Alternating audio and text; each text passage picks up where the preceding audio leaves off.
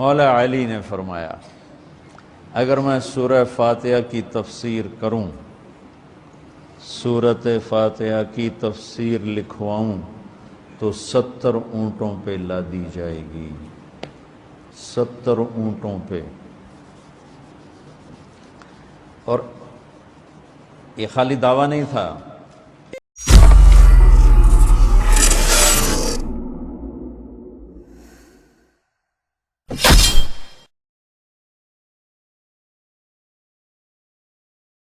اور حضرت علی کا فرمان ہے، امام المتقین،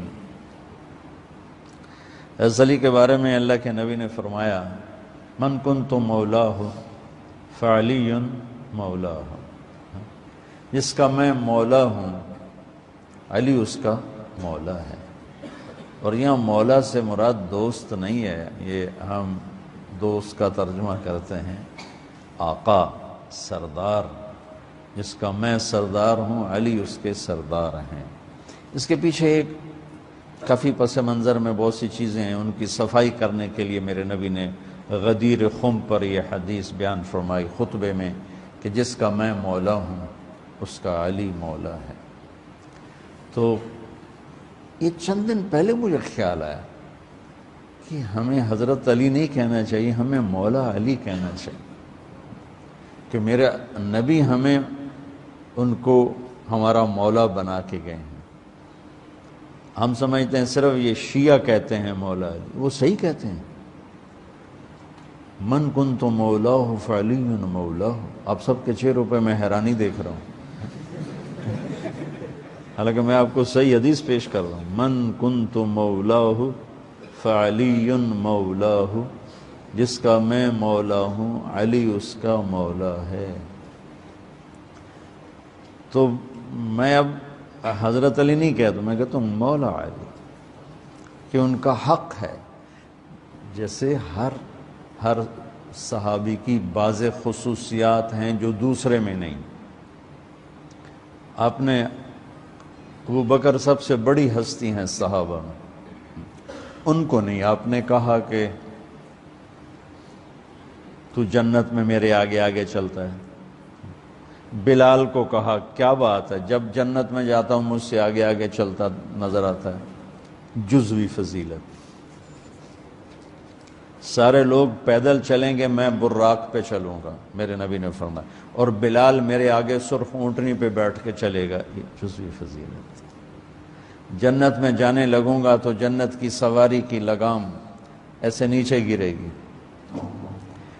نیچے گرنے کا مطلب ہے کوئی ڈرائیور آئے گا، کوچوان آئے گا جو چلائے گا، تو بلال حبشی کو یہ رسی پکڑائی جائے گی۔ تو اس طرح یہ جزوی فضائل کسی کے کسی طرح، کسی کے کسی طرح ہیں۔ تو مجھے خیال ہے کہ ہم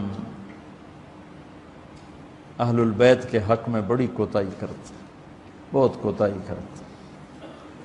ہم اللہ کے نبی کی اولاد کے تذکرے نہیں کرتے، اس سے ان سے محبت کی گرمی بھی نہیں پیدا ہوتی۔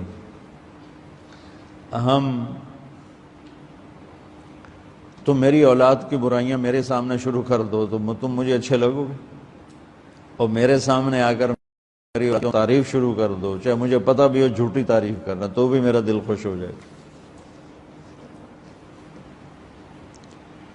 تو ہم نے نا اللہ کے نبی کے گھرانے کے بارے میں بہت کوتاہی کی ہے، بہت کوتاہی کی ہے۔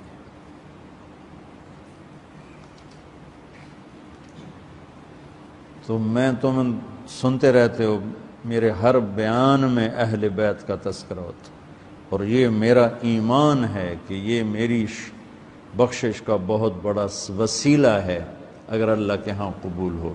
ریاکاری میں مردود ہو گیا تو وہ تو الگ بات ہے، اور جو اس کا ہر فیصلہ حق ہے، لیکن اگر میرے اللہ نے قبول فرمایا تو میرے بیانوں میں میری سب سے بڑی متاع میرے نبی کے گھر کا تذکرہ ہے۔ میں اس سے اندر کی محبت سے بھر کے کرتا ہوں،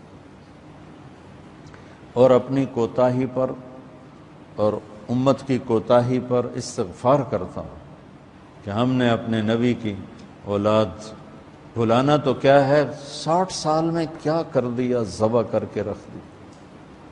مجھے حیرت ہوتی ہے کہ نبی کا نواسا ہو اور ادھر سارے نامراد سور قسم کے انسان ہوں اور پھر ان کے پیچھے لگ کے نبی کے نواسے کو ذبح کر دیا جائے، کچھ سمجھ میں نہیں آتا۔ شاید اللہ ان کے عالی شان مقام طے کر چکا تھا۔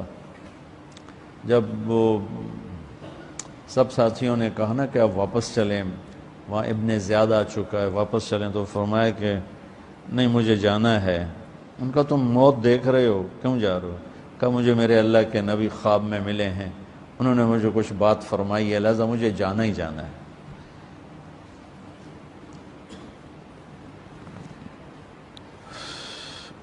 میں پتہ نہیں بیان کیا کر رہا تھا حضرت علی کا،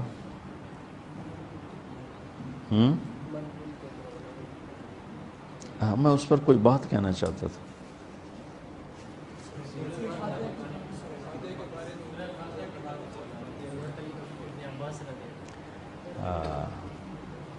مولا علی نے فرمایا اگر میں سورہ فاتحہ کی تفسیر کروں، سورۃ فاتحہ کی تفسیر لکھواؤں تو 70 اونٹوں پہ لادی جائے گی، 70 اونٹوں پہ۔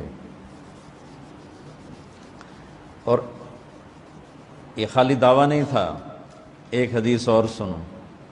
ایک دفعہ عشاء کی نماز پڑھا کے تشریف فرما ہوئے اور فرمایا آؤ آج میں تمہیں سورہ فاتحہ کی تفسیر سناؤں۔ تو شروع کرتے ہیں بسم اللہ سے، اور بسم اللہ کی با سے شروع کرتے ہیں۔ عربی میں تو حروف کا بھی مطلب ہوتا ہے نا، با کا مطلب بیان کرنا شروع کیا اور فجر کی اذان ہو گئی، با چل رہی تھی۔ سبحان اللہ۔